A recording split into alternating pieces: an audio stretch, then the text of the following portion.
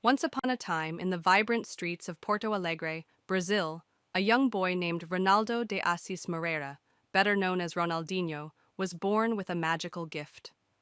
From the moment he could walk, Ronaldinho had a football at his feet. It wasn't just a ball, it was his connection to the world, his instrument of joy. As a child, he wasn't just playing football, he was dancing with it, as if the ball could feel his rhythm. In the favelas of Porto Alegre, young Ronaldinho would often be found on the streets, barefoot, weaving through a sea of friends and strangers with a smile that could light up the darkest days. He would dribble, flick, and juggle in a way that made the ball look like it was alive. To him, football was art. It was the freedom to express himself, to play without rules, without fear, and with a heart full of passion. People watched in awe, not believing their eyes as he effortlessly pulled off tricks that defied logic. Despite his undeniable talent, Ronaldinho's early life was not free of hardship. He grew up in a humble household, but he always had the love and support of his family, especially his older brother Roberto, who had once dreamed of being a footballer himself. Roberto saw Ronaldinho's potential and was determined to guide him, making sure that the boy's talent was nurtured. By the time he was a teenager, Ronaldinho's skills caught the attention of local football clubs, and soon he was playing for Grêmio, one of Brazil's top teams. But his style was different from the others. While most players were focused on playing fast and strong, Ronaldinho played with flair. He would dribble past opponents with such finesse, as if the ball was an extension of himself. He was a magician on the field, making every match feel like a performance, and the crowd would erupt in joy whenever he did something that seemed impossible. It wasn't long before the world took notice. Ronaldinho's talent couldn't be ignored, and he was soon called up to play for Brazil's national team. His creativity, his dazzling footwork, and his ability to score stunning goals earned him the title of King of Football in his own right.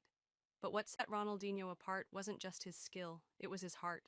On the pitch, he played with a joy that was contagious. His infectious smile and love for the game made him beloved by fans all around the world. In 2002, Ronaldinho's greatness reached new heights when he helped Brazil win the FIFA World Cup. With his brilliant performances, including an unforgettable free kick against England in the quarterfinals, he proved that he was more than just a player. He was a legend in the making. That World Cup was just the beginning of an era. His time at Barcelona cemented his place in football history. Ronaldinho brought flair back to the game, showing the world that football was not just a sport, but a celebration. He would dance on the pitch, leaving defenders in his wake with his signature moves, a cheeky flick of the foot, a sudden turn, and a perfect pass or goal.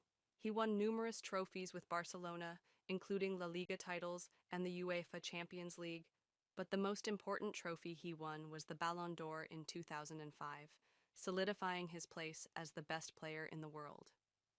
But beyond the accolades, it was Ronaldinho's joy that made him unique.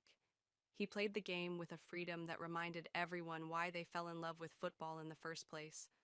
Whether it was a no-look pass, a cheeky flick, or an audacious piece of skill, Ronaldinho made football fun again. Even as his playing days started to wind down, Ronaldinho continued to entertain, playing for clubs around the world, from AC Milan to Flamengo, and inspiring the next generation of footballers. His influence on the game was immeasurable, and his style became the benchmark for creative players everywhere. The king of football, Ronaldinho, didn't just change the game, he transformed it into a celebration of joy, creativity, and passion. As long as football is played, the name Ronaldinho will echo through the hearts of fans, reminding them of a time when football was more than just a game, it was a work of art, and its artist was the man who could make the world smile with every touch of the ball.